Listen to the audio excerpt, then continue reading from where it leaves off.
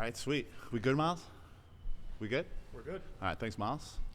All right, Barry Katz, welcome to the podcast. So I'm going to jump in just right away, okay? I'm going to tease you just a little bit this morning. Is that okay? I can't wait. Okay. So I've been watching your podcast, Industry Standard, probably for 4 years before I ever met you, right? So I've been watching it for probably 5, 6, 7 years at this point. And my favorite part of your podcast is when you give the guests their flowers at the beginning. You always have the best, most inspirational intros, right? So me and Miles were talking, and we thought it would be fun since you're here. We want to give you a classic industry standard intro. Is that all right? Okay, Can I do my best? I better put the microphone down. All right. Yeah. Sit down for a second. I'll take it from here. All right. You ready? All right. So, guys, I want to tell you a little bit about Barry today, okay? So, Barry Katz, a visionary in the world of comedy, has left an indelible mark on the entertainment industry. Universally recognized for catapulting the careers of iconic artists like Dane Cook, Burt Kreischer, Whitney Cummings, Louie Anderson, Ken Jeong, and Hassan Minhaj, he is the mastermind behind the rise of comedy legends such as Dane Cook, Dave Chappelle, and Bill Burr. Barry's journey began by providing quality stage time in New York City and Boston, showcasing future stars like Ed Helms, Sarah Silverman, and Anthony Clark. Throughout his illustrious career, he managed to sell an incredible 39 out of 40 stand-up comedy specials and brokered an unprecedented 100 TV development deals. He created 3 television shows, executive produced over 50 specials, and played a pivotal role in launching the careers of numerous comedy greats. His impact extends beyond stand-up, as Barry ventured into film production, helping sell cult classics like Half-Baked to Universal Studios. He went on to produce hit films such as Employee of the Month, Good Luck Chuck, and My Best Friend's Girl. Barry's innovative spirit was showcased when he pioneered the use of social media to propel Dane Cook's career, achieving groundbreaking success by selling out shows at both Boston Garden and Madison Square Garden in record time. A trailblazer in the recording world, Barry produced Grammy-nominated gold, platinum, and double platinum albums. His unique approach made him the only manager and producer to debut a comedy album in the Billboard Top 5 national chart twice. Beyond individual success, Barry co-founded Comedy Dynamics, a powerhouse in independent comedy production and distribution.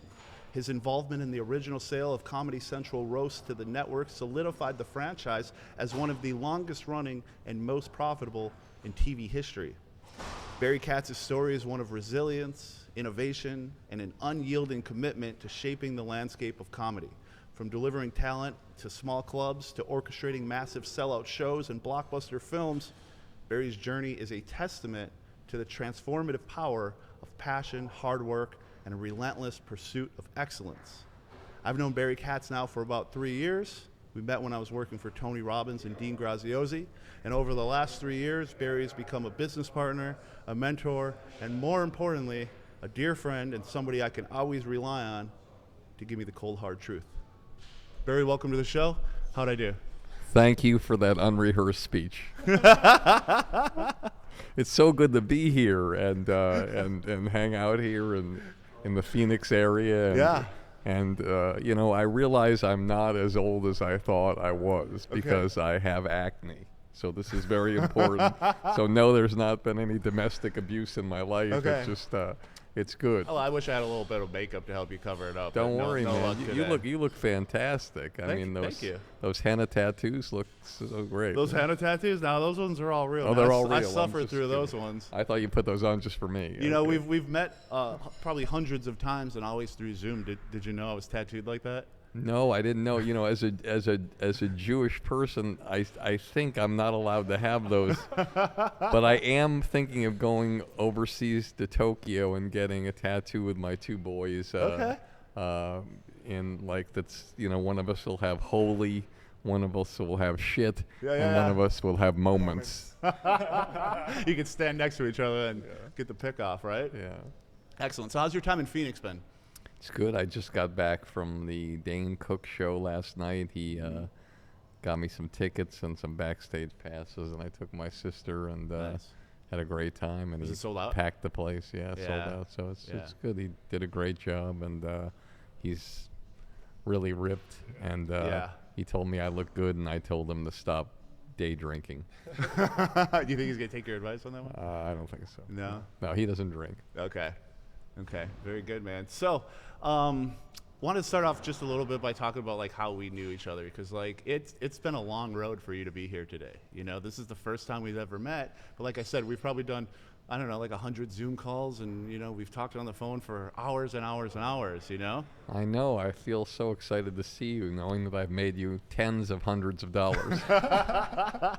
It's all right. We're getting there. We're growing. You know, it seems to be working. You know, it's like a couple bucks more every time I get paid. So you know, that's all right. Gets me a cheeseburger or something. You know, and another tattoo. And another. Yeah, I usually. You know, I'm pretty consistent. No, it's I loved how persistent you were when you kept reaching out to me, and I think that's, for your audience, is one of the greatest things in the world, because so many times you hear people saying, "Oh, I didn't get that job," or I don't know what happened. You know, I interviewed and you know, I never heard from them. Well, did you follow up? Yeah. No. Yeah. And it's all about the follow-up and the persistence and back and forth. And you guys were so persistent. And, you know, your parents always tell you about that story about the rock and, you know, hitting it with the hammer over and over again and nothing happens. And then on the 100th hit, it smashes into a million pieces. Yeah. Well, it's not that one time. Yeah. It's all that time you hammered away. Yeah, And that's why I look the way I do, because you hammered away at me so much. It was awful. You and Miles. And you guys can't see Miles because, you know, he's in the background doing all the work that allows Jake to... They see him on my Instagram, though. They know Miles. To buy the gold chains. I like gold, as you can tell. You know, it's kind of my thing. Yeah. So I don't know if you, like, know the whole story of how I even found you. Right? No, I don't So know I know anything. you know it's like because like when I used to work for Tony Robbins and I had that job, but the story itself is actually really funny to me. So I think one of the reasons I was so like relentless in pursuing getting to know you is because I'm a giant comedy fan, like for my whole life. Like I love stand-up, like truly I love it. And I used to live in Michigan in a town of 1,000 people. And in 2015, my kid was like 1 year old at the time. I had a small house in a small town. And I mean, I used to cut grass in my yard while listening to comedy podcasts. You know, one of them that sticks out is Legion of Skanks. Big J. Okerson would always mention you, right? Many times. So over the time, I did not know that. Yeah. That's where I first heard of you, by like Big J, or even when like Bert Kreischer would come on Legion of Skanks, he would mention you once in a while. And of course, everyone loves to do the classic Barry imitation. You know what I mean? So it's pretty sad how many people do this imitation. It's like, I wish there was an AI that could scrape the internet and pull every single time somebody's done it, like on the internet, and just give me one highlight reel. what's crazy is, and don't lose your place, is that people will do the impression on shows. They'll do them on live shows. Yeah. And like no one knows who the fuck I am, but they do the impression and they get laughs. Yeah, it's like the ultimate inside joke, right? Yeah. Yeah. So you used to hear those. Yeah, so I'm cutting grass in Michigan in a small town. You know, I was working construction at the time, and you know they're mentioning Barry Katz. So over time, you still look like you're doing construction, by the way. You think so? Yeah. I'm in my prime right now. All right, keep going. So I heard your name over and over just on comedy podcasts, right? And, you know, life moves on, and eventually I got a job and moved to Phoenix and, you know, met people, and I got my job working for Tony Robbins. And while I was working there was a girl that worked in customer service. She would just take complaints all day, right? And she was a comedy fan too, and, you know, get to talking in the break room. We realized, you know, we had similar tastes. We listened to the same podcast, so we would talk about comedy, like, literally every time we'd be in passing. And my job working for Tony Robbins was, I was an affiliate manager. So my job was to build relationships with celebrities and influential people, right? Her job was, when somebody that met some of those standards would come through the system, her job was to alert me and say, hey, this famous person just engaged with Tony's thing, and then I would have to go reach out to them and try to get them to work together. And I remember the day I was sitting at my desk, and she comes up to me and she goes, Jake, do you know who Barry Katz is? And I remember laughing, and I'm like, we talk about comedy every day. Like, of course I knew who Barry Katz is. I said it exactly like that. And she goes, he just blah, blah, blah, signed up for this thing, and we have his contact info. And you know, I was like, oh, can you please send that to me right now? And she sent it to me, and within 5 minutes of getting that forwarded email, I was on the phone with you, calling you. And originally, I was just trying to pitch and do my job. And I think that first time we talked, we probably talked for, I feel like we talked for like 2.5 hours that day. I remember pacing the mastermind room in Tony's office, just talking to you for way longer than I expected to. I expected to get about 90 seconds, and I got 90 minutes. Well, you know, you were a guy who really wanted to do great things, and I love spending time with people who have a vision, and it's weird, you know, I got the program so I could have everybody in my office like experience you know, what Tony was all about. Yeah. Even though like I know it sounds odd, I've never listened to Personal Power. I don't know. I mean, I probably didn't listen to any of that program, but I had them transcribe it, I had them do it, I had them read it, I had them look at it all. Yet myself, I never really looked at anything except I think I looked at a few videos and I said, I can't believe this guy who's at the top of his game, you know, has a set like that. Like if you look at the set that you have here, it's like it's not too bad, huh? 100 times better than his set. Yet, you know, the guy has probably 17 islands in Belize. Yeah. So he literally does. Yeah. We clearly trade him. Yeah, we'd trade out for that, for sure. Yeah. I'll take an island or two. But I was really, you know, I was really blown away by what a great pitch man you were, and what a great, you know, it's your audience. I don't know what your audience is or who they are, but who's ever listening, you know, it's all about the sale. Everything is about the sale, and people think, what are you talking about? It's like if you go out on a date, you're trying to sell yourself to that person, so the dress falls to the floor or the pants fall to the floor. If you're at a accountant's office and you're trying to get new business, you're trying to show them you do great work, and so they'll refer you to somebody. If you're Coca-Cola and you're in the stadium here and Pepsi's in the other stadium, you're going over to try to sell them to get that account. This building here, chances are it's not 100% full, and they're trying to get more people in. And if you're a comedian on stage, or a musician, or a magician, or a jazz pianist, you're trying to show people how great you are, so they'll talk about you, and they'll help you gain more audience and more money. It's crazy, but that's all it is. And so, yes, you were in a sales job, but that's a skill set that's really important. Look at my son, we talked about, sell sneakers, high-end Jordans like the ones you're wearing. And it's all about doing great work and getting 5-star reviews, so people... And so his Instagram goes from like 300 to over 1,000, and he goes from $100 to 20,000. Or my son, who's a musical producer, it's about doing great work and getting in the rooms, and then somebody talks about you, and then you get in this one studio, and then there's a great musician in there that's tied to Drake or something like that, and they hear something you do, and they're like, hey, can I use that beat there? And then before you know it, you're on an album that has over 2 million, 3 million streams. And then people talk about you, and then they hire you to do other stuff. And so everybody who's watching, that's how it works. And obviously, it's, in my opinion, it's best to be the person, not work for the person. But in the beginning, it doesn't hurt to learn the ropes by working for the person. I mean, you know, a lot of the stuff that I do now, like I wouldn't even know how to do if I didn't have every job that I've ever felt like I failed at. You know, like I've had so many jobs in my life, and I failed and I failed and I failed, and like they weren't the thing that like I thought they would be, but I've taken something away from all of them. And you know, you just get to the point where you're like, okay, well now I have this thing that I'm working on, and it's every single thing I've ever done is relevant to that one thing, you know. And that's why I always tell people, like, you have to do something you're excited about, right? Like the reason I was so consistent is because I truly was passionate. Like, you know, I love comedy, I love coaching businesses. Everything that we ever talked about, like, was all the stuff that I talk about with my friends anyway, so it was easy to talk about it with you. And for all of the people watching and listening, you failure is, I know it seems like it's so horrible to fail. Everybody's so worried about failing or the embarrassment of failing. It's like,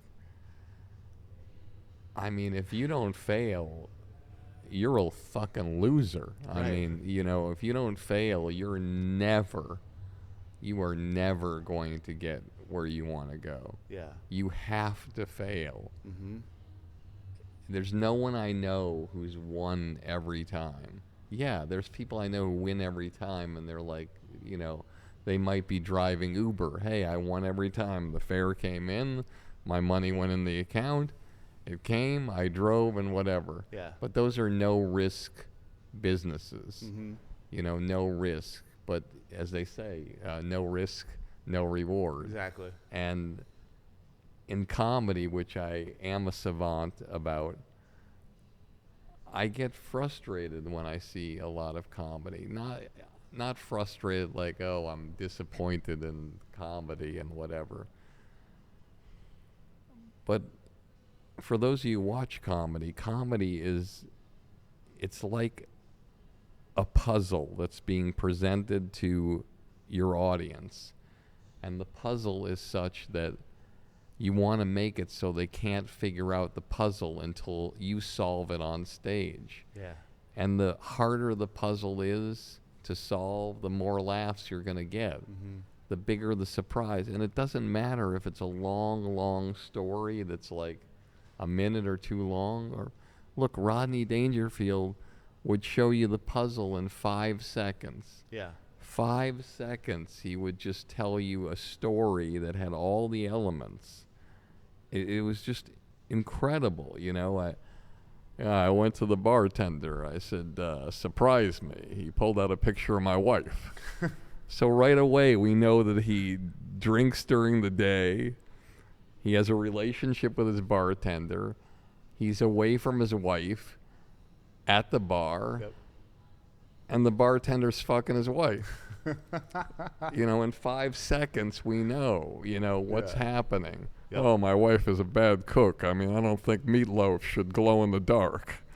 So we know that she's a bad cook. Yeah. He hates the food. Right. And then he makes a joke about it that, I was an ugly kid. My parents' bath toys were a radio and a fan. It's like, whatever, or my parents hated me or whatever it was. Yeah. To like Sam Morrill, who does this long, wonderful, detailed bit about the Holocaust, which is, you when he starts talking about it, you think, oh my God, where's he going with this? Right. And then he talks about, there were 100,000 people in the camps that weren't Jews. Can you imagine what it was like for those people? And then I'm paraphrasing, but he'll do all these lines like they'll walk up to a guard and say, excuse me, I think there's been some kind of a mistake here. So it's the unexpected sale, the sale of the material. And so that's what I love about comedy. And if you study comedy, you can look as far back as I was watching a clip of Jackie Mason, of all people. For those of you who don't know, you talk about perseverance. Jackie Mason was one of the first people ever to get canceled. Okay. So long ago, everybody, there was one show on television where you had an opportunity to shine and sell to the world that you were great. Mm-hmm. It was the Ed Sullivan Show. It was on Sunday nights. It was a live show. That's where the Beatles launched. Mm-hmm. They won on that show. They were doing Shea Stadium. Yeah, crazy. So, and comedians would go on too. And so he was the first one to really get canceled after Lenny Bruce. It was a live show. So, again, I don't know all the circumstances, but Ed Sullivan was giving him a sign, hey, you got 2 minutes to wrap it up. Mm-hmm. And then when Jackie got off, he said, I got 2 fingers for you, or I got a finger for you, or whatever. The famous middle finger incident. Yeah. And he was blackballed from the show, and he had to go to court. He won a decision to get back on the show. Really? And he went back on for 7 episodes.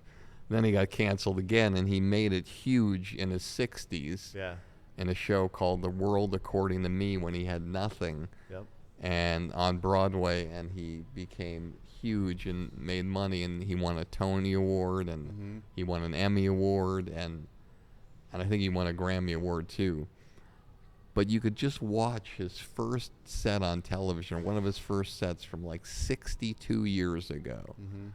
And it's this incredible weaving story about going to the therapist and how the therapist says, you know, you hate your father. I don't hate my father.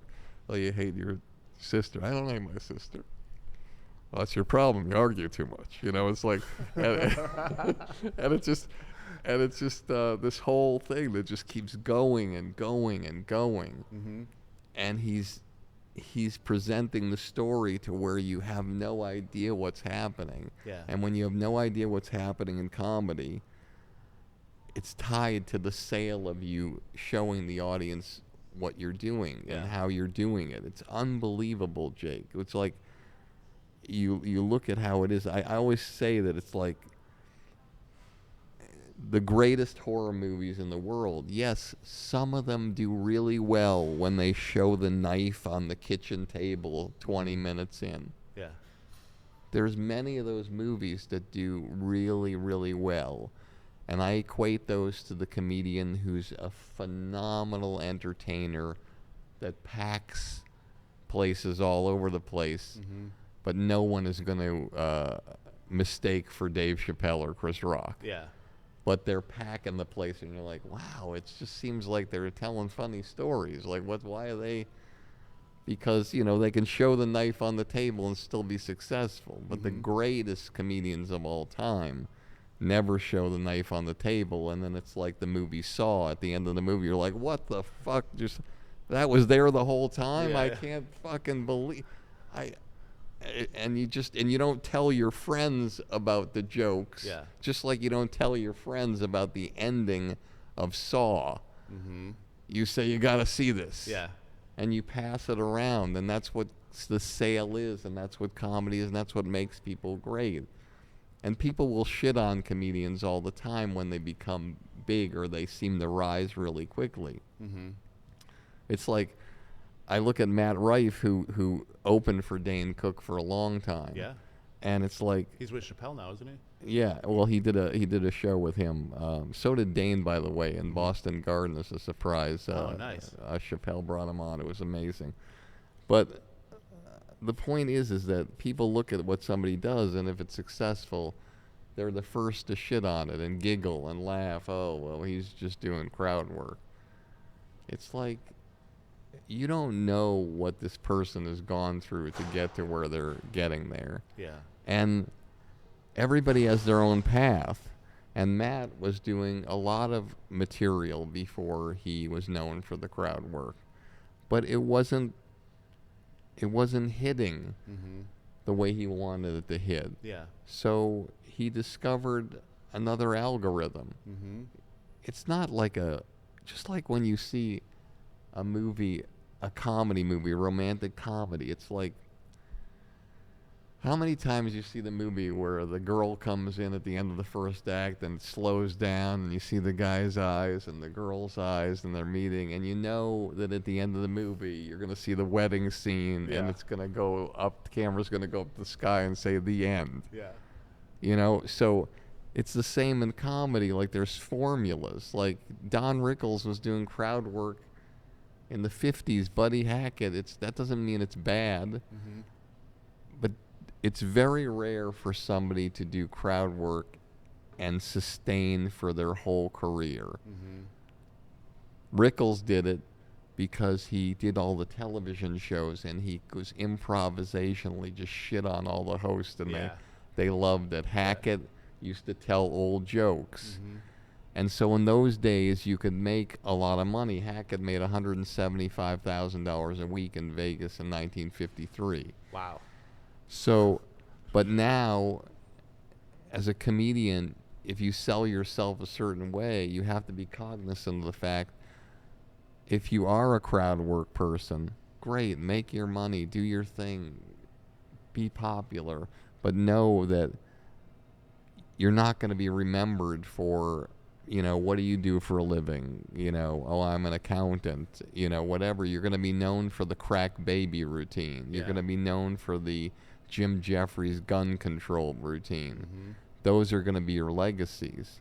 So as Matt Rife does what he does, I'm sure in the back of his mind is like, I want to create my legacy through the material that I create, and I want to get that out there, and hopefully I can use this platform to get it out there and then transition so people know me for the words that come out of my mind and go into my mouth, which again is the sale, which goes back to what you were doing and how you reached me. Mm-hmm. And now you're doing comedy. Yeah, and I have a version of that in my own way because Miles and I have realized that me just being very open about like my dating life and some of the experiences that come with it. Sometimes we say some terrible things on the internet, but then they get 1 million views, and then that lets me to keep doing the podcast and get bigger and bigger guests, and you have a lot more fun, but it's like, I don't necessarily want to be known as the guy who is sharing all of my dirty secrets, you know what I'm saying? So it's like,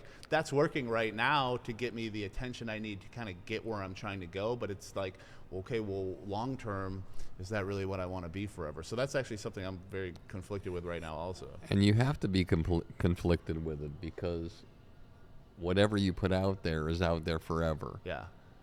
It's like... I've lost some dates out over it, for yeah, sure. It's like, do you want to be the New York Times or do you want to be the Post? Do you want to be when the bomb drops in Gaza,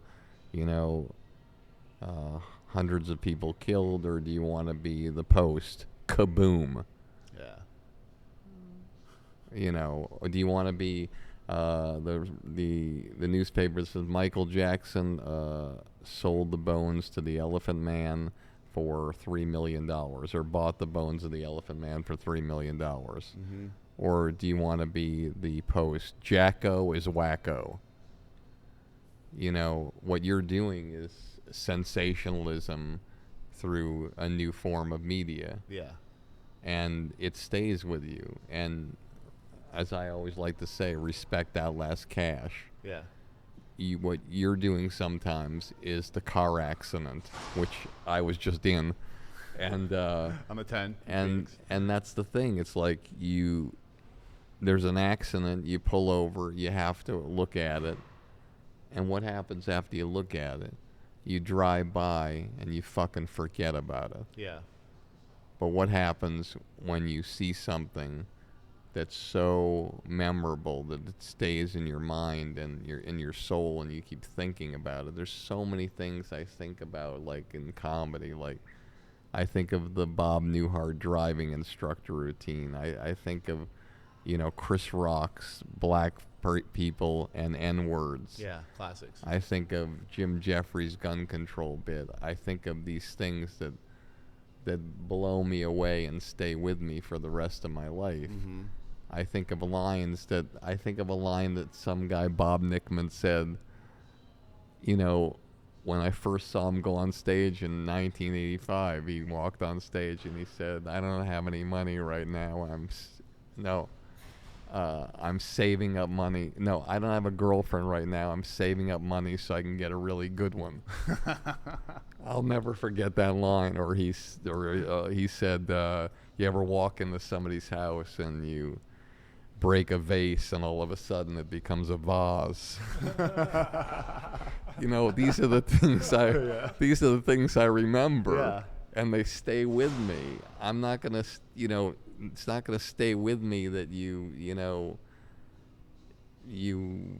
had sex with a girl and then there's another girl in the waiting room ready to come up or something having to do with whatever, the threesome with, what did you say? Threesome with the dog? Yeah. So now, unbelievably, I want to share something with you. Okay. This is weird. I've never talked about this before. Okay. So I used to represent Bobcat Goldthwait, who, first of all, was my roommate when he first started. Really? In Boston. Yeah, he came down from Skaneateles, New York. Wow. He was brilliant. I'll never forget, like, I was in an open mic night when I first met him, and I was ready to go on stage, and I was doing really well. And I'm about to go on stage, and there's a tap on my shoulder, and I look back. Don't see anybody, and focusing on going on, tap again. I look over, I look down. There's like a 5'5", 5'7". I don't know how tall he was. He was wearing a hunter's hat. You know, the crisscross red and black. Yeah. Hunter's jacket. Yep. Hunter's pants. Classic flannel. And Elmer Fudd boots. Yeah. And he's like, "Hi, my name is Bob. I just wanted to wish you. My name's Bobcat. I just wanted to wish you good luck. I'm going on after you." And I'm thinking, this poor motherfucker. I went on and I fucking killed. It was one of my best shows I ever did. And you know, in your mind, you're like, oh, God. Some comedians are like, take that, motherfucker. I was like, God, I feel so bad. And I went to the bar. I said, good luck. I sat at the bar. And he just went on stage. And it was like he grabbed, I'll never forget, he grabbed us like that. And he said, I lost my job. I mean, I didn't really lose my job. It's just when I go there's this new guy doing it. Fucking wave of applause. I'm like, he's already crushed me with the first line. Oh, no. And then it goes and he's screaming and he's scared and whatever. And then his last line, I'll never forget the callback. I lost my girlfriend. I didn't really lose my girlfriend. Just when I go there's this new guy doing it. I'm looking for roommates. Thank you. Good night. Standing ovation. Like for a white guy in a comedy club. I'm like, oh my God, I'm such a fucking loser. This guy is killed. And he sits down next to me and I say, great job. And I said, you're really looking for roommates? He said, yeah, I came down from Skinny Outlet. I don't know where I'm staying. Yeah. And I was an RA at Miles Standish Hall at Boston University, and there was this broom closet that I had. And I snuck him in, and I got a bed from somewhere, put it in the broom closet, and he stayed there for months. Really? And he got a job passing out flyers for the Comedy Connection. Yeah. And for those 6 months, he said, I got this job, I'm getting money, whatever.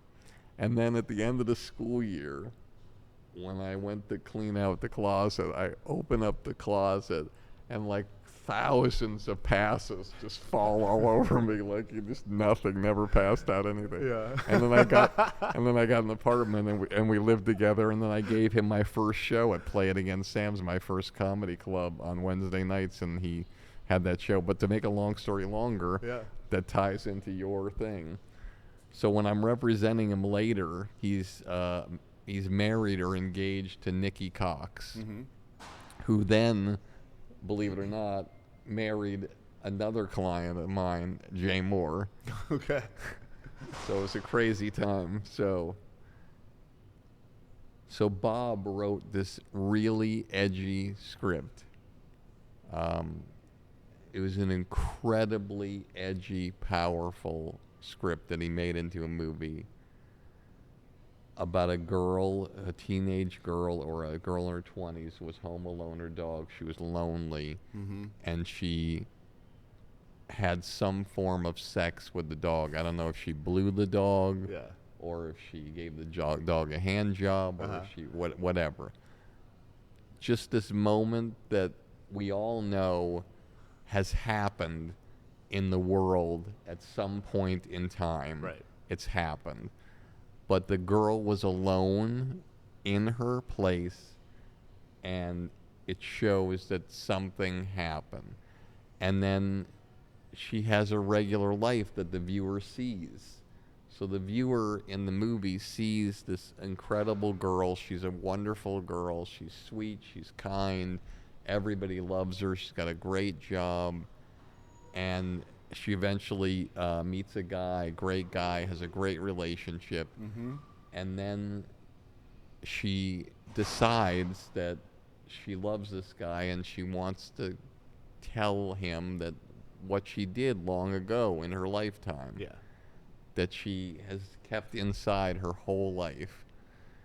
and then she tells him, and he can't handle it. He starts telling everybody, and then the whole world now knows that this girl, this wonderful, sweet girl who made one, I know, horrible, albeit crazy, horrible mistake in her life that nobody knew about until she said something. And true to form about what you're saying that you're doing in your social media, Yeah.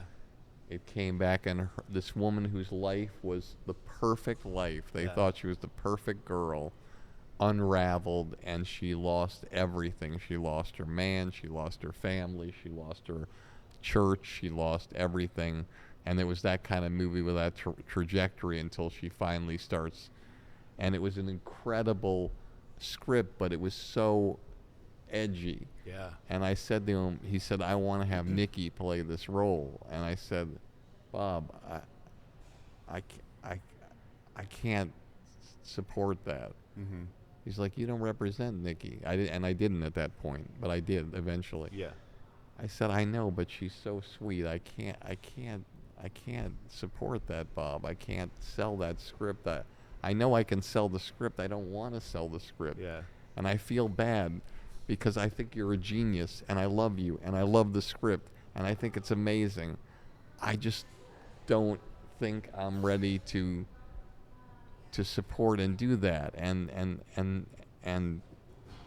shortly after that, he stopped wanting me to represent him. Sure. Because I didn't support his vision. Yeah. And he eventually got that movie made, which I'm proud of him that he did. And but sometimes Did she play that part? No. No.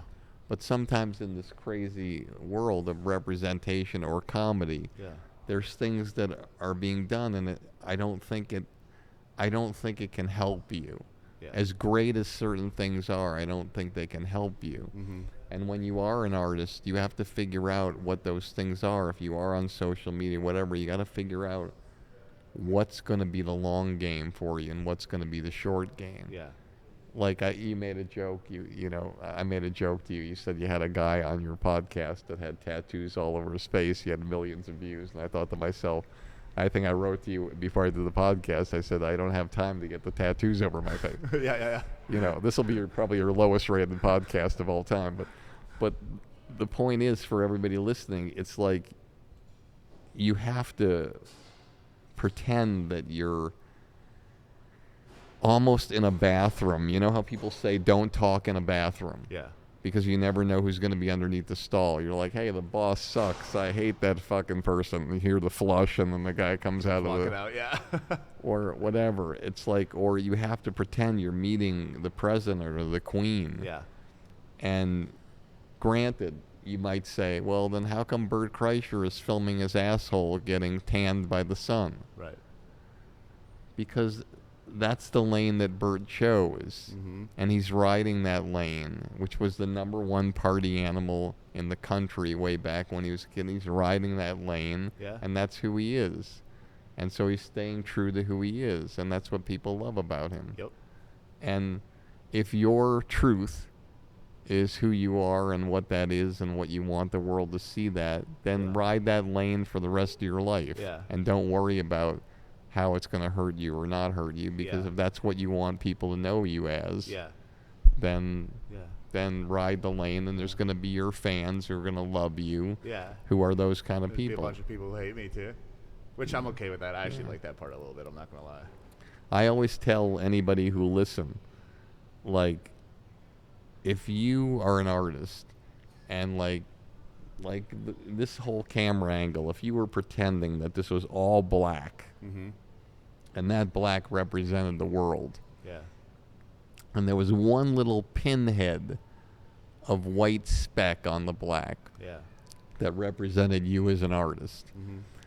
if you can reach that speck, you're going to be a multi-millionaire. Mm-hmm. You don't have to be loved by the whole world. You only have to be loved by 0.000000001 of the world. Yeah.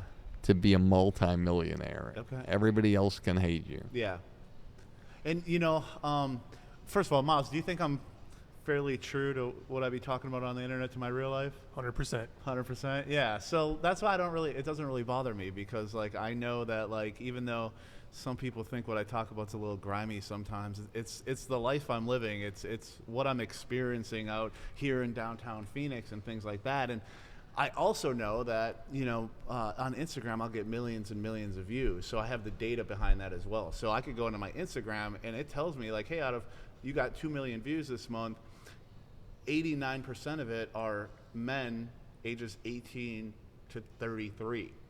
And I'm like, okay, well, I'm pretty sure those dudes want to hear me talk about what I'm talking about. So when you talk about the big black void and that little bit of speck, those 18 to 33-year-old dudes that are like me and Miles that hear my shit and they're like, oh, listen to Jake talk, that sounds awesome. You know what I mean? I guess I am reaching those people. And this is what's hard for you. This is the most challenging thing for you. Yeah. It's the most challenging thing for anybody listening. It's like you're reaching those 18 to 33-year-old dudes. Yeah. But there's one little dude that's going to be reading stuff on the internet soon, who's the love of your life, and who is your whole world. Yeah.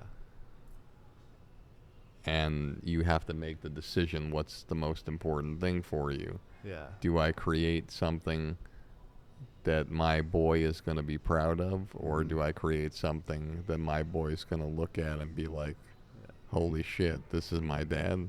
Yeah. A few weeks ago, I caught him on his phone watching my videos. Luckily, he was watching the ones where I was giving business advice. They were older ones. He found them on YouTube. He hasn't found the new ones. However, he did tell me his mom let him have his first Instagram recently, just kid stuff. And he did inform me that his mom made him block me on Instagram because dad be talking about too bad of stuff on there. So at first he was like, yeah, I got you blocked. I was like, why? He's like, mom made me. I was like, why would she make you block me? He's like, she said you talk about bad stuff. And I'm like, yeah, she's right. She's right. So I had to give my ex-wife, my flowers on that one. You know what I mean? Mm-hmm. She wasn't wrong. So, all right. So we're about a little more than halfway through our time. I definitely have a couple specific things I want to ask. I told you, you ask one question, it takes me 45 minutes to answer it. We weren't unprepared for that, Barry. We've got to know you well enough this last year where we were prepared to let you talk for about 40 minutes and then jump in. So we do have a couple of things we want to chat about. So one of the things is when you interviewed Troy Bond, you mentioned your first ever psychedelic experience that you had. And this is something Miles and I have discussed. And you said that you experienced nothing and you felt nothing. Are you an alien or secretly a sage? And have you tried it again since?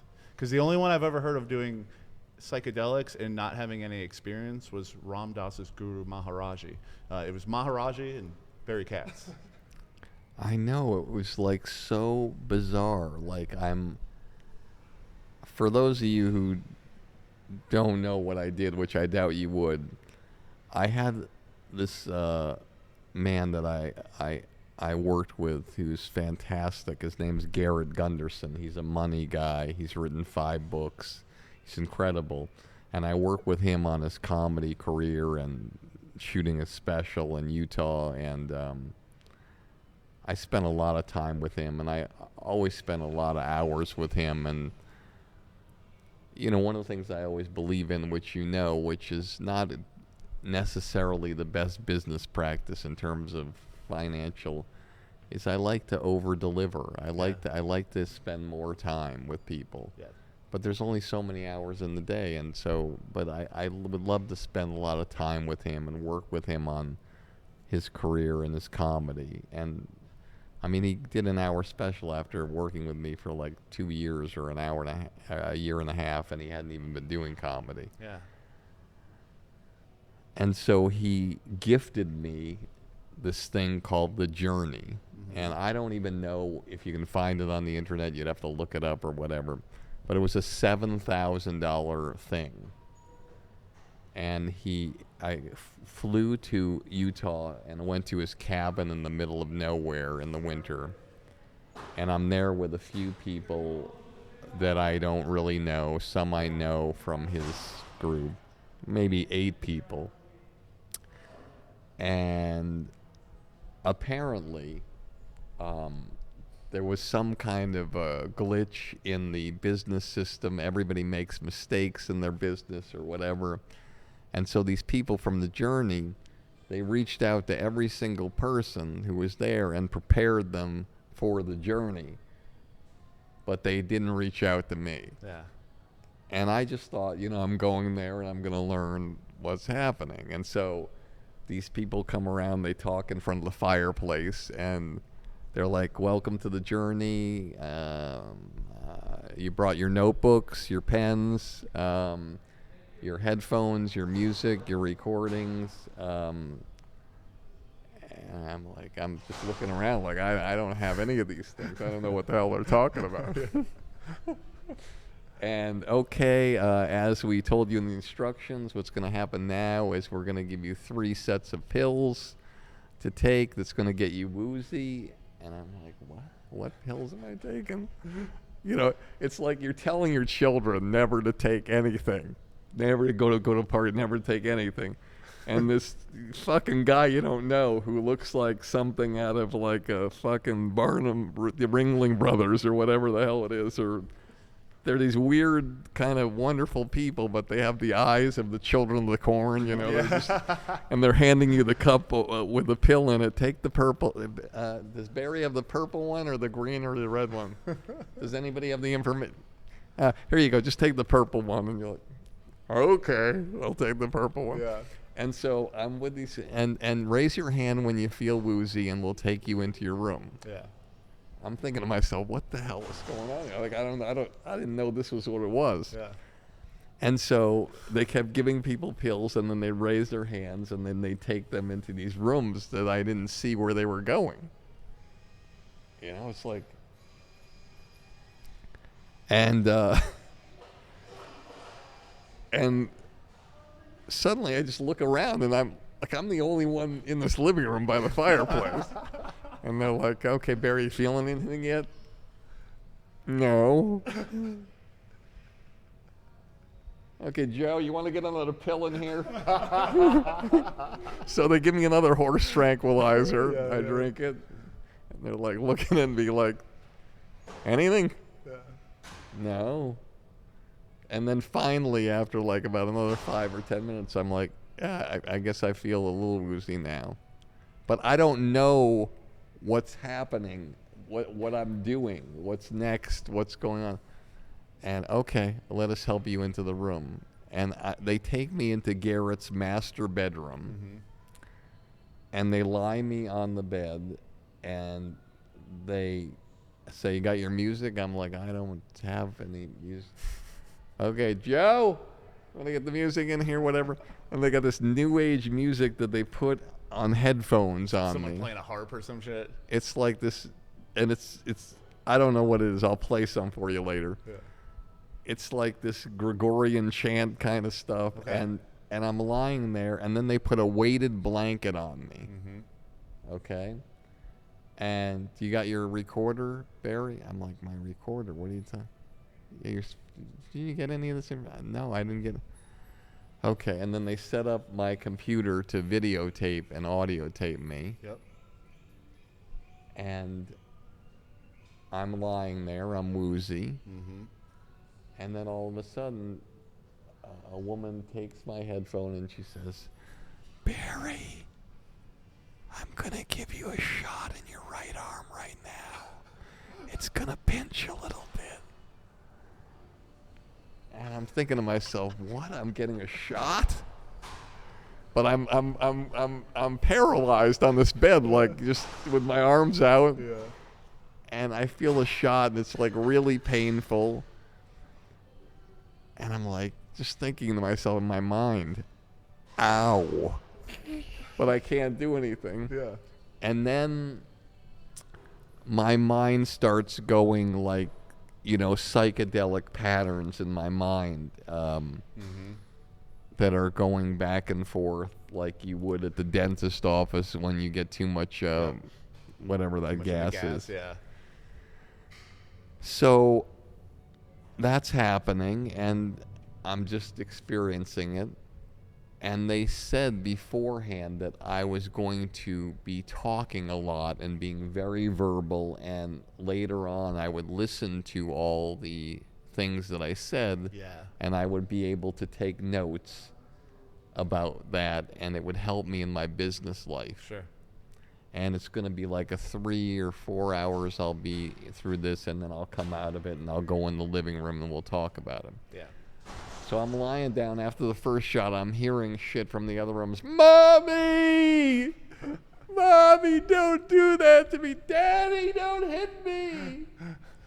You know, like, how dare you do that to me? Yep. You're so mean. Their deepest memories are all coming out. Yep. Like, and I'm thinking to myself, what the fuck is going on in this house? It's like a haunted house, and I'm just lying there, and I'm like thinking, I can't get out of here because I'm like hallucinating. I can't get up, and I've got the eye thing on, and all of a sudden the other ear thing comes out. Hi, Barry. It's me again. I'm going to give you a shot in the other arm.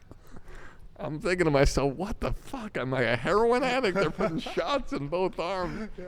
Put the shot in the other arm, and then more hallucinations. And throughout the time, I just remember the headphone going up. Barry, just checking up on you. Are you okay? And I just go. And that happened about 3 or 4 times. Until finally a headphone came up, and it was Garrett, and he said, Barry, are you okay? I'm like, Barry, I think you should get up now. I don't want to get up. Barry, you've been out for 12 hours. Everybody's been in the living room for like 8 hours. We've had lunch and dinner and discussing our feelings, and you want to get up. It's like, it's like 11 p.m. Yeah. I said, okay. And I got up. Mm-hmm. And so all through the night, I listened to all of my recordings.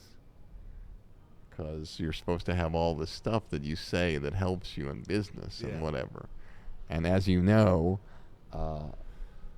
I only said one word in the entire 12 hours.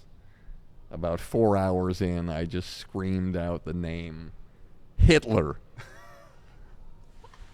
Okay?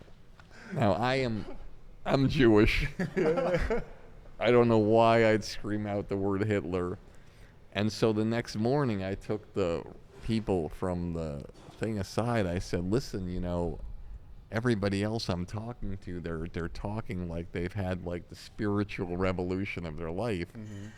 I just saw some patterns and shapes in my mind, and I fell asleep for 12 hours and said the word Hitler. What's wrong with me? Yeah. And they said, Barry, sometimes I know some people don't believe in this, but sometimes in a past life, you were a rabbi or a shaman or you whatever, and you gained all the spiritual things you needed, and these things don't have that kind of effect on you. They have a nice relaxing feeling on you, and it's a wonderful experience, but it's not like something that's a revelation. And I would do it again in a heartbeat, just for the fact that it's wonderful to be in a situation where the world stops. And again, for those of you listening, if you can find anything in your life that's work related, mm-hmm. where there's a pause button on all your stress, all your feelings of anxiety, everything, then you got to do that as much as you can, and whenever you want to do it, or however you can. If it makes you money and you can make money from it, great. Mm-hmm. It's like I can guarantee you there's 2 times in your life mm-hmm. when you have no thought process or any stress at all. Yeah. It's the minute you pick up a mic and start talking, mm-hmm. and then the stress starts the minute you put it down, or the minute a woman picks up your mic and starts talking to it until she puts it down. Uh-huh. Those are the only the 2 times when there's no stress in your life. Uh-huh. Am I right? One makes you money, one doesn't. Yeah. The other takes it away. Yeah, that sounds like me. Sounds pretty. Nailed me. So that was my experience, and so. Did you ever find out what it was? No, it's a secret blend that they've got from South Africa or whatever. I don't know what it is. Nice. And I had bruises on both my arms. Like, I was really, honestly, I wasn't happy with the experience and how they presented it to me and how they ignored certain things and I didn't have an understanding. Yeah. But I was unhappy with the bruises, but I would still do it again. Yeah. Nice. All right. That's a good one, Miles. Miles, I got to give Miles a nod for bringing up that topic. Miles deserves many, many nods. I know. I keep trying to get a third mic on him. We got a mic on him now. I'm trying to get a camera on him. Get a little producer man camera. Can I ask Miles a question? Yeah, please. Yeah. Off mic? Yeah. So, Miles, you have you're in a relationship, right? That's right.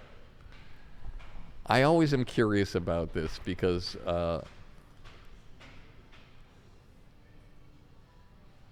when you're going into the relationship and then each year you're in it, do you feel like there's a chance to have something extraordinary and keep it extraordinary? Or do you worry that it's impossible to keep an extraordinary relationship over time? And the reason why I say this is because, as a lot of people know, sadly in the world, in my humble opinion, it takes a really, really extraordinary woman to keep the train on the tracks in a relationship. And I was talking to one woman the other day, and I said, like, every relationship you're in, they're always so happy. The guys are always so happy, and you're always the one that breaks up with them after a certain, but they're always happy and they're always despondent after you break up with them. What is it about you that makes that happen? And she said, this is fantastic. She said, I know how to water the garden. I know how to water the garden so the garden is always green. And I'll never forget how to do that because that's going to make my life happy. And the minute I stop watering the garden, men don't have the ability to water the garden as much as women do. And she said it's a balance where you have to figure out how to be things that you might not want to be, how to be things that you want to be, and balance it to where the relationship stays and keeps going. Sure. Because let's face it, if every woman knew how to navigate the men that have no navigational skills, there'd probably be no war. True. So when you look at your life, how do you look at it? Is it something where you say, hey, I can make this work until I am the age and she's the age of the woman who threw the jewel off the Titanic? I definitely think it's possible. I'm 37 years old right now. I've never been in a serious long-term relationship. I've had a few girlfriends. I think it's rare. I think not everybody gets to encounter that in their lifetime where it just works. It's only been a year for me, so I can't really predict the future on that. But right now I can tell you 100%, I believe that you can go the distance. And it's just some sort of inner knowing and comfort and peace that you have when you're together, that whatever crashes against it doesn't penetrate that barrier. Got it. If your girlfriend came home and she said, Miles, I made a mistake last night. I went to this place and I slept with this guy, and I'm sorry. Would you continue going out with her? Fuck no. But also that wouldn't happen. But no, that'd be over in half a second. And what about if you did that and you said that to her? Would it be over? I wouldn't tell her. Just kidding. I'm a man. I'm just kidding. Yes, she would be out the door in a split second. Interesting. What percentage of men and women in the world cheat? That's got to be a high number. 70 plus. 70 plus. So what you're saying is in every relationship, there's a 70% chance that somebody's going to slip. See, I was always the philosophy when I was married, like I told my wife that I said, listen, if something happens and you slip, I just want you to know, like, I'm here.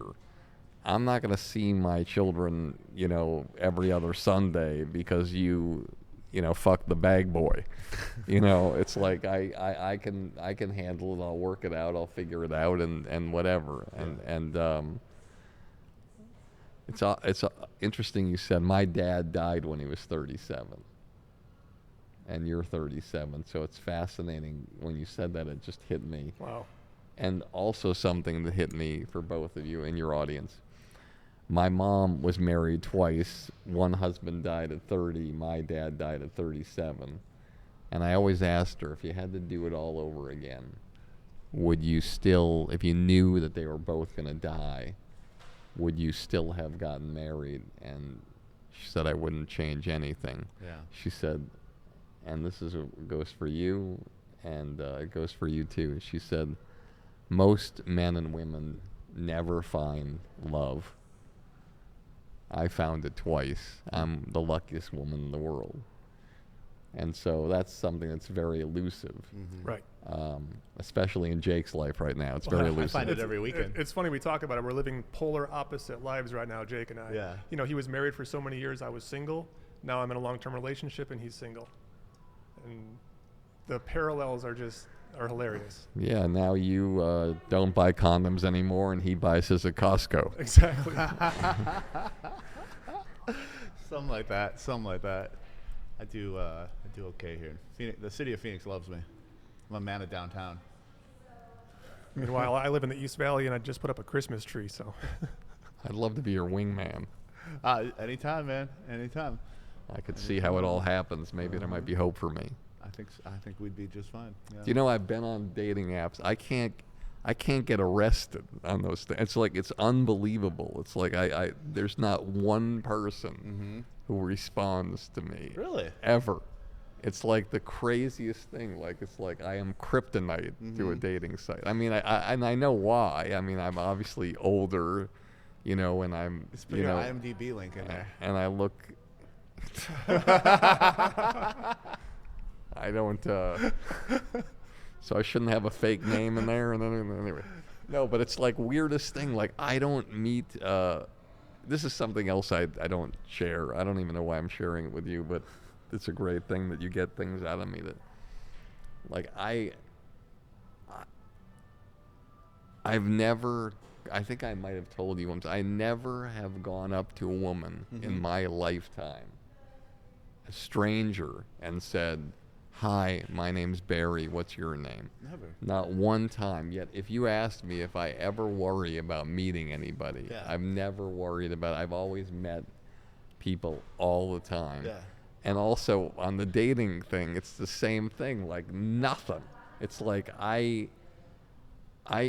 should just go and hang out at women's prisons, and I would have a better shot of maybe. No, that would be a good shot, but it's just the way it's been. But I always meet people, and I always hang out with great people, and I've been fortunate to be around really extraordinary women, and very grateful for that, because every man, just like an artist, just like a comedian, you want to feel alive, and what makes you feel alive is performing and getting great laughs. And what makes you feel alive as a guy and a girl is when you just have that companionship that's like magical, where I don't know how your audience feels because it's a different time, but for me, like, if you're sitting across from somebody with a wooden block between you, and there's somebody serving you food and drinks, and you start and the restaurant is packed with a waiting list, and you finish the night and you're the last people in the restaurant, that's when you know that something great is happening. And also, for anybody listening, the other person doesn't have to be the greatest storyteller in the world, but one of the greatest things that you know is that you have to have great stories. Yeah. If you're out there in the world and you don't have great stories, you're dead. You're not going to make money. You're not going to create great relationships. You're not going to meet great people. You have to have so many stories. Like Jay could just do a wheel of just something and say one subject heading, whatever it is. He could just randomly say something to me. And I know it sounds cocky, and I don't mean to be cocky, I know I'm going to tell you a story that's going to blow you and your audience away. Yeah. That's just the way my life has been. Yep. It's crazy. And so that's how I feel about that. All right. So speaking of the way your life has been, last thing I want to cover is Miles and I want to do a little kind of 6 degrees of separation. So I'm going to say some names, and I just want you to tell me, it doesn't have to be long, just the first thing you think of each of these people, because you've had the This segment sounds familiar. A little bit familiar, yeah. we listen, I told you, we're picked it half, up we're somewhere. half just replicating your show. I always say, study greatness, imitate greatness, become great. We learned it from you. All right.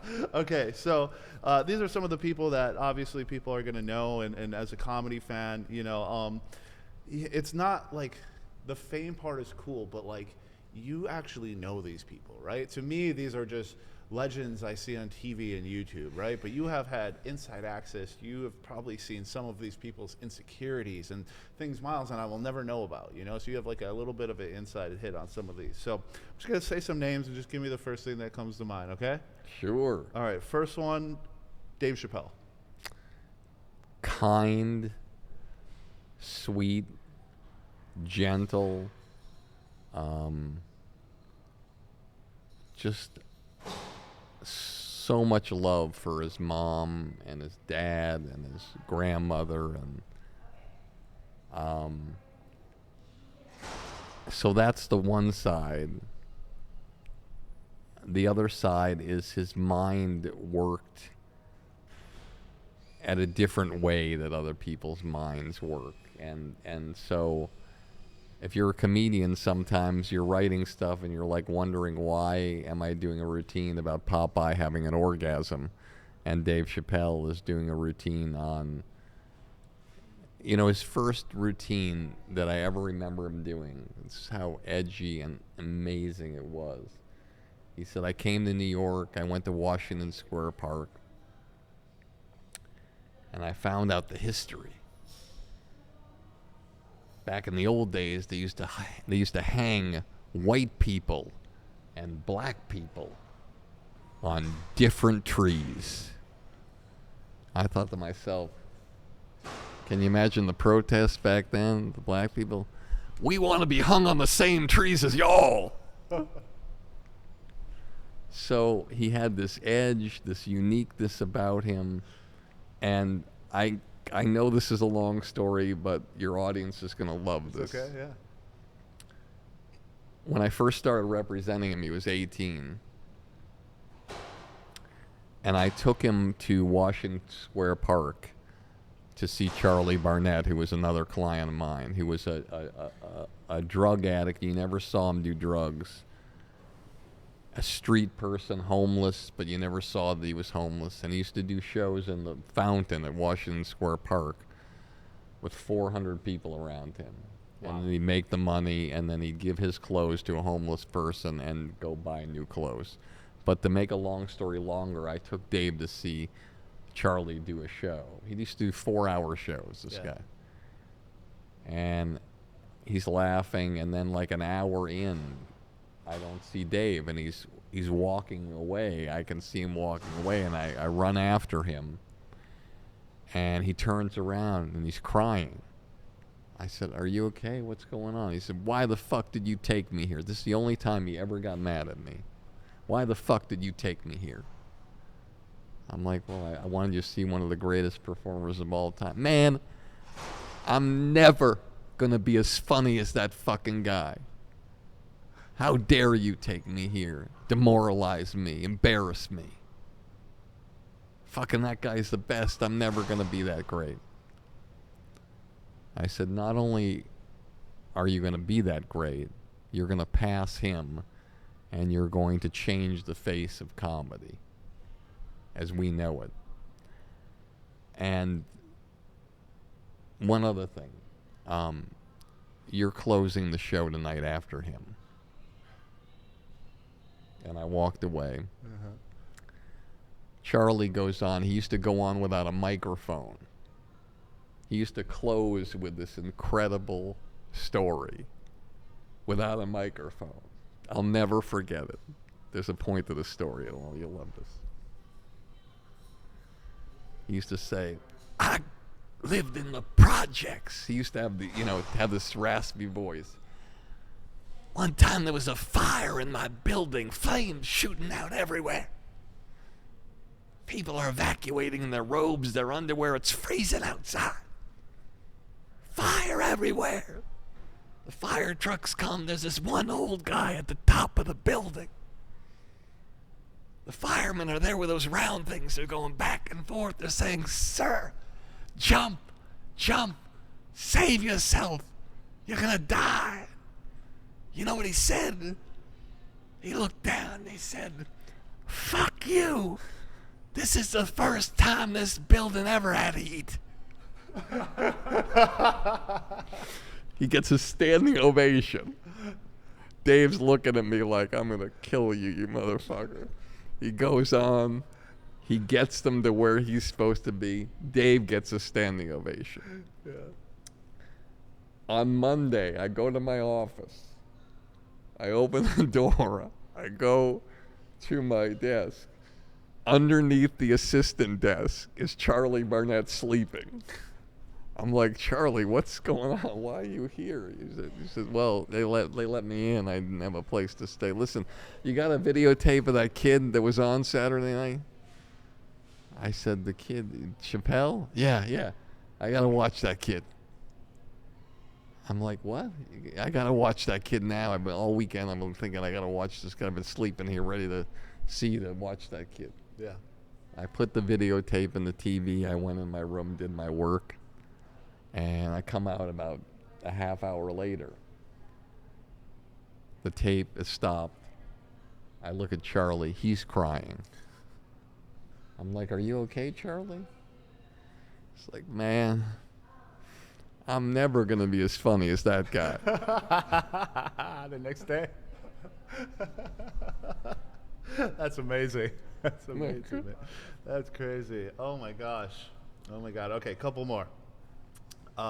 Louis C.K. Louis C.K. I love so much. My wife died when I was first married the first time. She was 23 and I was 26, and I was managing him. He was my first client. I managed him when he was 18. Wow. And so wonderful. And I was just in bed all day long, and I wouldn't answer the phone. I had one of those answering machines, that the people leave the message. You can hear the message throughout the house. And he would call like every day. Listen, Barry, are you okay? Come, whatever. And it was like a long time I was out of it. Like I was out of it for a long time, like almost a year. And I was still trying to do my business, but I'd lost myself. Mm-hmm. And it was Christmas time, and he kept leaving me messages, and finally one of the messages said, listen, you are invited to our house for Christmas, and if you don't fucking get out of bed, I am going to come over there and drag you over here. And he kept talking. You better pick up. You pick up. I'm going to still keep calling. And it would beep, and then he'd call. You pick up, Barry. You pick up. And finally, I was just like, fuck. Yeah, Louie, listen, this is my address. Come over here to Christmas. I'm like, Louie, I just don't feel right, whatever. Just come over, please. Mm-hmm. I remember it was snowing, and I had a 67 Camaro at the time, and I slid and drove over to his house, and I went inside, and they had a seat at the table for me. They had all these gifts for me, and they treated me like I was family, and I'll never forget that. And I in terms of Louis C.K. and what people think about, again, show me who you are, and sometimes people take it and they grasp it for the rest of their lives. Yeah. And this is what's so hard about the comedy business to me. And I know you say I have not that much time left, but you're going to be fucked here. This is what's wrong. There's no governing body for the comedy business, okay? So it's like in football, it's like somebody beats their girlfriend up in an elevator and drags her by her dreadlocks out in the lobby and kicks her, and he's in the commissioner's office the next day. Okay, Ray, yeah, bad stuff. I got the videotape right here. It's bad. You're going to have to be suspended. Sam, how long? What did the other guy get? 8 games? $1 million fine? Okay. So, yeah, Ray, it's going to be 8 games suspended without pay and $1 million fine. Anything else, right? I'm sorry, anything else? Ray, yeah, it's going to be like you're going to have to do community service reporting. Mm-hmm. And then you're back in the game now. In comedy, you're judged by one fucking thing you do. I'm not saying I don't know all the things that happen, but I'm saying the thing that he was judged by and got it canceled by was in a dressing room with 2 women. Mm-hmm. So a guy has this extraordinary career, does amazing things for so many people, inspires the world, and you do one thing and you can't fucking work on television and film again as long as you... Kevin Spacey, the greatest actor of my generation, one of them, does something on a set or wherever he is, he goes to court and is proven in court by a jury of our peers that he is okay and can't get a fucking job. Mm-hmm.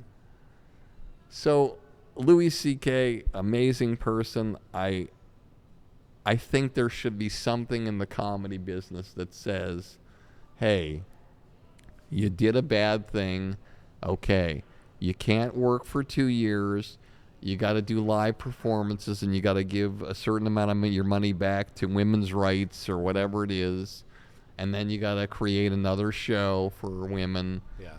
And then you go off and do your thing. Mm-hmm. But there's nothing like that, and it bothers me because Louis, he changed my life. I represented him for about 7 or 8 years, and I love him, and I want him to do well. And I think there has to be a point where you bring people back, and hey, listen, people go to jail, and they come out of jail, and they're able to do. Sex offenders can come back into society. Mm-hmm. You know where they are, but they still can work. Right. Yeah. Anyway. Yeah. Okay, 2 more. This one, Dave Attell. Dave Attell, one of the first comedians I worked with. I never managed Dave, but he hosted the open mic in my club, and I've always loved him. To me, I don't think this is a bad thing to say because I love so many comedians in my life. But in terms of the sense of humor, like of how the jokes are constructed, of the comedians of my generation, the comedy that somehow gets in my brain and makes me laugh the hardest above everybody else is Dave Attell. Mm-hmm. And I think that almost every comedian in the world who knows comedy, he'd probably be on their list somewhere there. Yeah. The first joke I ever remember Dave Attell saying, and it's just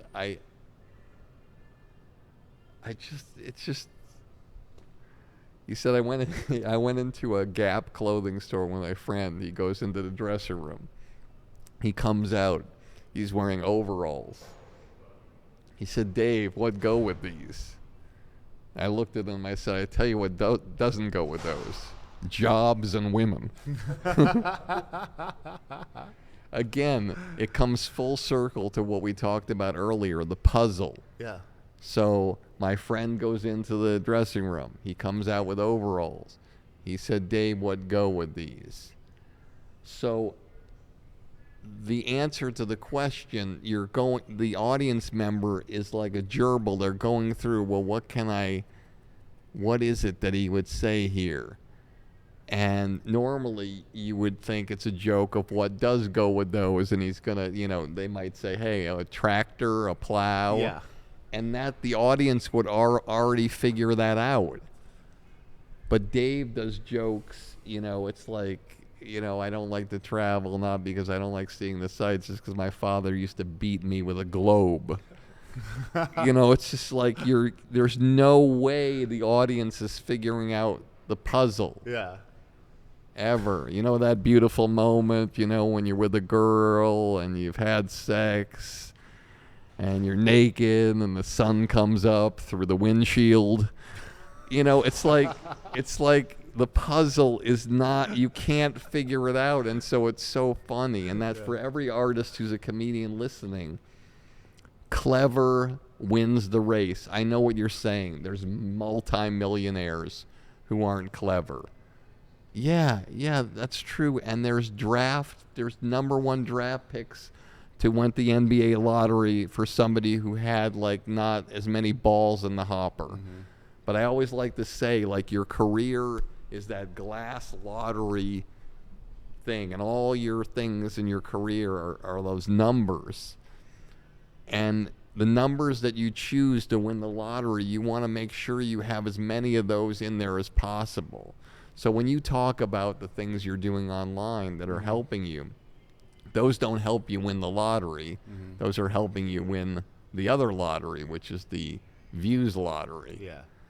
But in terms of comedy, it's the cleverness of the routines that are going to take you to the promised land. You don't even have to kill as hard as another person. I'm sure that Sam Morrill wouldn't be mad if I said, hey, listen, he's a lower key guy. He's not going to kill as hard as the guy who's running around the stage and clever, mm-hmm. or not as clever or whatever. But he's always going to get my respect and every comic's respect. Yeah. And so Attell was that kind of guy who he didn't move around a lot, but he had the clever and the puzzle that you couldn't figure out no matter where he went. You never knew. Yeah.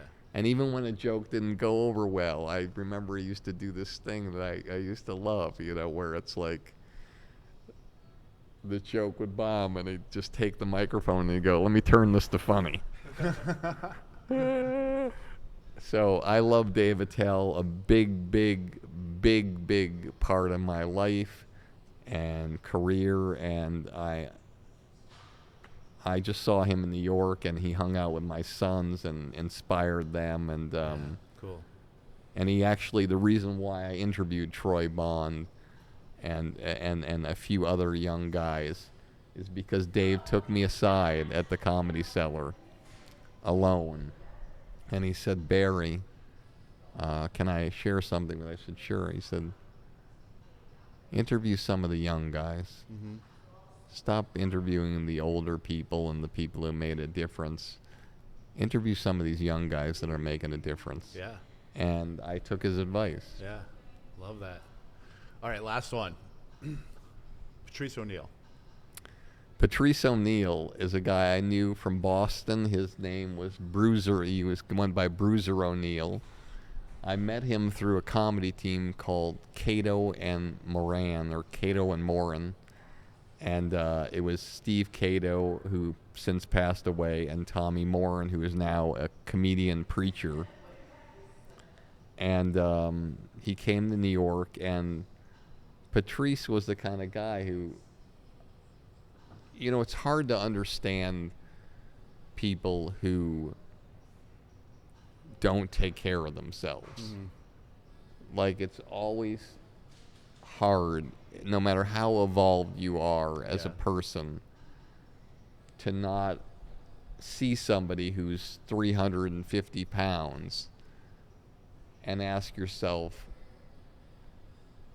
if they can't figure this out, that this is not going to be good for your body, your heart, and your instrument, then what's the reason, and how does that drive their comedy? Are they angry? Are they taking it out in a certain way, or whatever it is?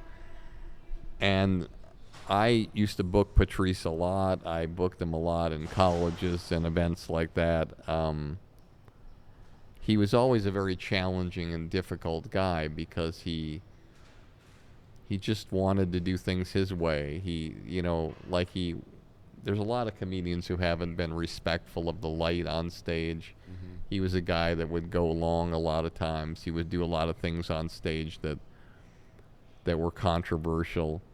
And then off stage, he was so fucking funny, and he would come up with so many fucking ways to shit on me. I'll never forget the first time I think I met him. Or the first time he came to New York, he came outside the Boston Comedy Club, which was my club where so many people came through. And I said, "How you doing, Patrice? Welcome to New York." He said, "Man, look at those teeth. You could eat an apple through a white picket fence." And he just always had that thing. And, you know, like Kevin Hart would go on and he'd be trying to just do something. He'd finally be turning a corner and Patrice would be in the back just tackling him, just ruining his set completely. He'd just like fuck with people all the time. But I think when people pass away, they're revered. And I think the comedians loved Patrice when he was alive. They loved him after he passed away. And I don't know him in the way that the comedians know him that way, even though I knew him and I was around him all the time. I just know him as a guy who complicated winning. Okay. And I never understood why people self-sabotage themselves. And I guess we're all broken, and that's why a lot of people in comedy do what they do. But, you know, I would much rather like to be talking about Patrice as he's living as opposed to not. Yeah, I hear you. Last question. Okay. Last question's a little bit selfish. This is the shortest interview I've ever done. What is this? It's like an hour and 25 minutes or something? Yeah, it's the longest we've done. No, it's all good. So last one's a little bit selfish, and this is what Miles and I work with you on, the blueprint. I don't want to let you get out of here without talking about that a little bit. You know, what I love most about, you know, what you do with the blueprint for success is I feel like you would do it regardless of anything you got out of it. I don't think, we talk all the time, I don't think it's money, I don't think it's influence. It seems to be something you genuinely enjoy. So, like, just real quick, like, how do you define what the blueprint is, and you know, what is it about it that really, you know, brings you joy? Well, first of all, one of the first things that brings me joy is that I'm sitting here with you and Miles. And when I thought of the idea for the blueprint, I had a bunch of amazing young people working with me. I had done something really crazy. I rented a studio. I built out this whole studio in Malibu. And then the pandemic hit. So I built it all out to do a radio show, the podcast, and the pandemic hit. And I have all these young people working with me that want to do great things. And I always wanted to do this thing to try to inspire people, but couldn't really figure out what I was doing. And this wonderful woman, Mareka Wara, came from another area of the country and said, I'm going to help you do this, and I'm going to work, and we're going to launch this thing in a big way. And I had many other young people as well who, a vast group of them that started and helped me from the beginning. There was a guy named Kyle, there was Wes, there was Michaela, all these young, amazing people. I'm sorry if I don't mention all of them, because they were wonderful. And they came in there and they helped me create and put all this content together during the pandemic, where I would be doing this master course, and I would be doing these chapters, and I would write them out. I would do all these different pieces of content, and I created like 100 hours of content during the pandemic in the studio or in the editing bay. And I started on Patreon really small, and then I met you guys, and the first thing that really inspires me, that I love, is the fact that I connected with the both of you, and what we do together, which I don't know if your audience knows, you guys run the whole infrastructure of the Blueprint, and a young man named Dustin in my office helps, but you guys inspired me to think bigger. And so in like 6 months or whatever it is, to go from like, a select few people in the program to like I think 600 so far. I'm sitting across from two people who changed my life forever. And so when you change my life forever, so what's my initial, instinct? My instinct is, this is a competition. I have to change their lives forever. I have to figure out what I can do to where they will always remember me and something that I did to help them. And so in the Blueprint, there's all different levels of comedians in there. And I have these Monday meetings. Most of the time they're Mondays at 5. And it's a Zoom call with all these people in, and they get access to me. And I what do I spend? I'm supposed to spend an hour. I always spend 2 hours. But I love talking to these people, and I love answering the questions and helping them. And again, some of them make the same mistakes.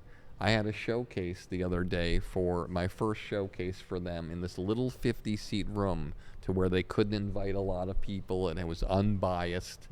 And I told their exercise was 5 minutes, pretend you got a call from Kimmel or The Tonight Show, and your set is this night, you want to dress the part, and you want to do that 5 minutes. That's what I want to see. What happens? Are you ready?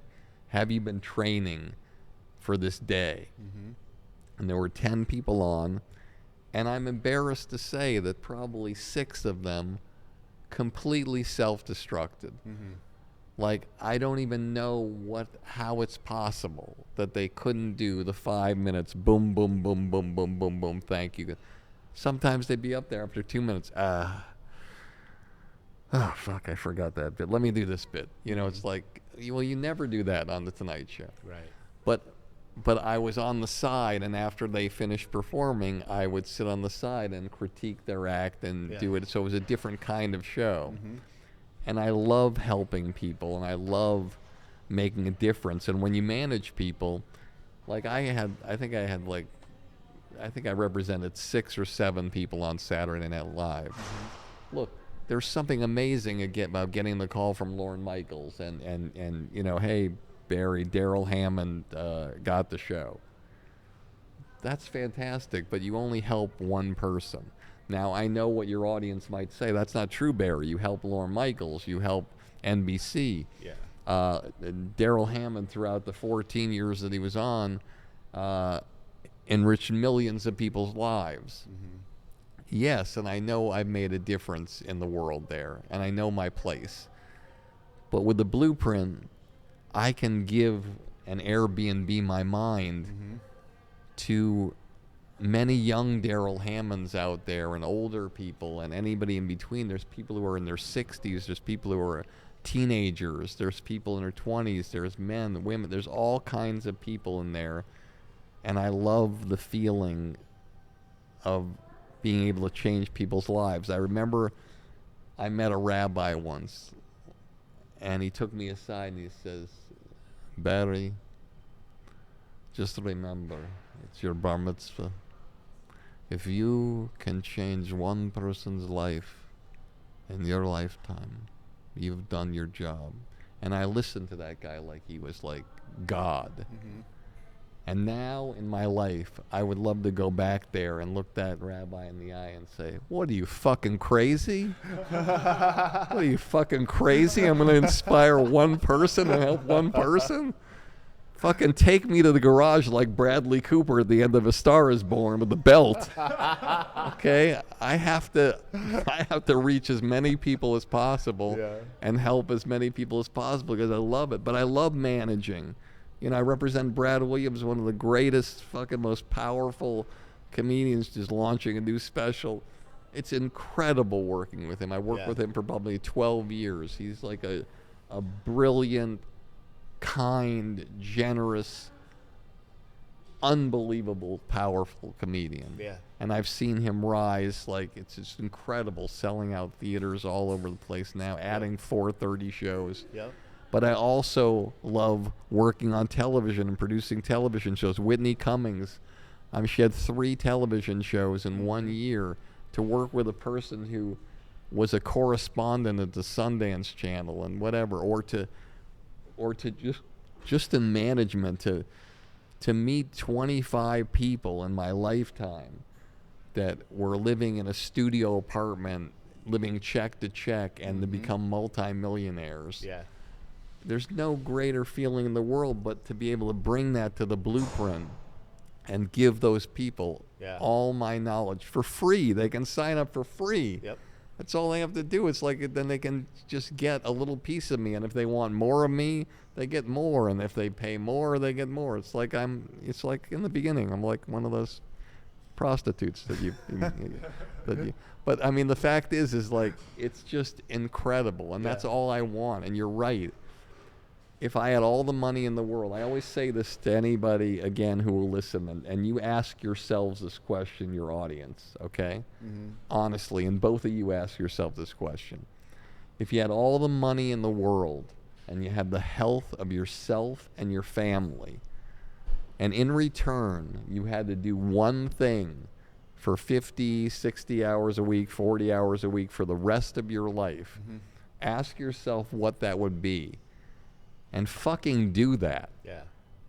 And if you're not doing it, get out of what you're doing and do that. Yeah. Because that's what you're meant to do. And for me, if I had all the money in the world and the health of myself, I would still be working with clients. The last 3 meetings I had, because of you and this program, there's people I do private consulting with who you know, whatever, and there's other people who get meetings with me because of the Blueprint. Yep. And the last 3 were like crying on the phone with me. Like it was like a therapy session because it's like part what I do. I have no system, and this is something that these guys will kick me under the table for saying. But the Blueprint, I have no fucking system. All I have is my instinct and my opinion, which is all that I've been paid for my entire fucking career. Yeah. That's all I give you. I don't sit there with a paper. Today we're going to talk about punchlines. Tomorrow we're going to talk about setups. Yeah. No, it's all instinct. So when I meet with somebody, when I talk with somebody, I just know what it's going to happen, and I'm going to ramble a little bit more. Like there's this guy I met with recently, and he, you know, he'd opened for Jackie Mason. There was a woman I met with who opened for Jackie Mason, and they don't know what path to take, and so you shape certain things around. Comes full circle about Jackie Mason because you shape things with people. Where their instincts lie, what they're talking about, what means something to them. And you can kind of get them where they want to go in their career based on what meant something to them in the beginning. Yeah. For me, Bob Newhart meant something to me. He was clever. So I respond to clever, and I want comedians and artists to do things that are clever, that'll move their career forward. Doesn't matter if you're not in comedy. Anything you do that is unique like that, and that's what I want to impart, and that's what I love, and I love that, and I'm proud. I'm really proud of you guys, and I'm proud to work with you guys, and I'm also proud of the Blueprint, because I can't believe how incredible it's been and how something has. I've gotten so many emails and so many texts and so many FedExes because of this program, and and it's weird because it's not a program that's designed to help me as a manager and a TV and film producer. So many people take me aside and say, "What the fuck are you doing, Barry? Why are you spending your time helping people like this? You could be, doing this." And I still do all of that. Yeah. But people sometimes lose sight of the fact that, oh, well, he's doing this now. No. I'm doing this in my spare time, and I'm doing the management and the film and the television stuff in my full time, and most everything I do is at night. And you probably wonder, you hear from me at like 4:30 in the morning. Yeah, we notice. And so it's like I don't get a lot of sleep, but I love what I'm doing, and I love that you love what you're doing. Yeah. And those in the audience, just do something that you love, work smart, work clever, and your star will rise. Yeah, and you had said, do what you love, and what you would do for free, and honestly, if you could do anything, we're doing it right now. You know what I mean? This is what I would do. I mean, comedy is fun, but podcasting, having these conversations is easily the best. It's Sunday right now. We got here at 8:30 in the morning. Like, this is the only thing in the world that Miles drove 45 minutes to be here at 8:30 in the morning. So, like, this is the only thing in the world that would get us to do that, and it's because we love it. So, this was fun, man. I'm glad we finally got to connect. I'm glad after all these years we finally got to meet, have this great conversation. So, we appreciate you coming out to see us. I appreciate it too, but I would be remiss if, Miles, you don't come here and you don't sit right here so the audience can see how wonderful you Miles. are. Come on, Miles. And how much we revere you. And I can't believe you gave up church and morning sex just to be here. I did. He does exist. Here I am. Thank you. Now they can see how handsome you are. There you go. How's my hair? People say that we are like, you're like my son. Yeah, we were wondering. Were you in northern Michigan in 1985 by any chance? Because we're still searching for my biological father. No, but I was in Phnom Penh, and that's another story. But brother out there somewhere. But thank you so much. I just wanted you to know. I wanted you to be on camera and let you know how proud I am of you guys and how much I thank you so much. We love you so much. Yeah, we really do. We you. talk about it all Thank the you. time, man. Thanks a lot. All right, guys. Thanks for sticking with us. This is Jake, James, and friends. We'll see you next time. All right. Awesome. Sorry it was so long. No, it's okay. No, there's no rules.